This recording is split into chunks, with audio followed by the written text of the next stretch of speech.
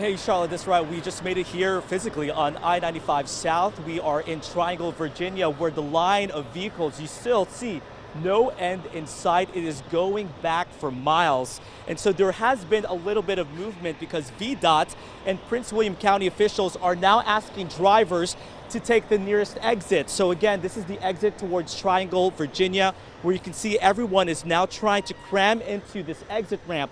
The only problem is if we go back over here, it's a little bit hard to see past the bridge. There's already a backup happening. They're directing them to Route 1, which for those who are familiar in this area is one way to get south. They're either telling people to go down south through Route 1 or go back to a different route all the way to take north of I-95.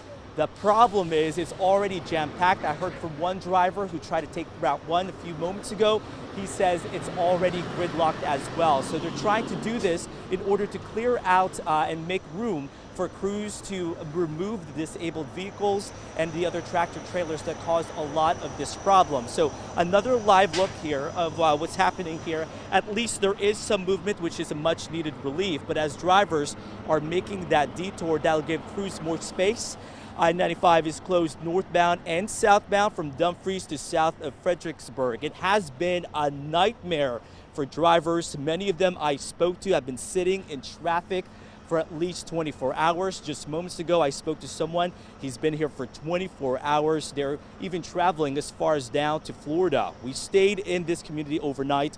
Many of them were forced to already exit last night to find food, drinks, gas, even a place to stay.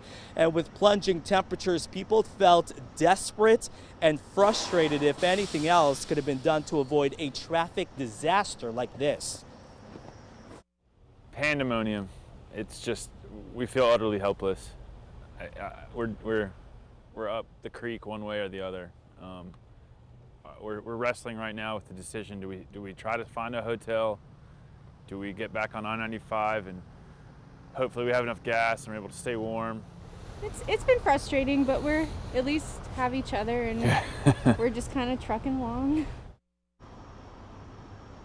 Now, the other part is how this is affecting surrounding communities. People are running out of food and running out of gas, but at least this is some movement for drivers, and with me is one of them right now. How long have you been stuck in traffic? Since 7:15 last night. How did you make it through? What did you have to do? Was it cold? I ran out of drinks. I cycled the car on and off so I wouldn't run out of gas. And me and the man in the van back there, we communicated. I let him use my charger for his cell phone. We got around, walked around, talked to different people. What is your reaction to all of this? You know, we spoke to some gentleman who understands being stuck in traffic, but he was stuck in traffic for 19 hours. Are you okay? What is your reaction? I think it's a little ridiculous. They knew the snow was coming. I tried to leave Baltimore early. I live in South Carolina. I was going back to work. And I tried to leave early yesterday so I wouldn't get caught up. And then from the time I got right here, I just been sitting here since 7:15 last night. Yeah.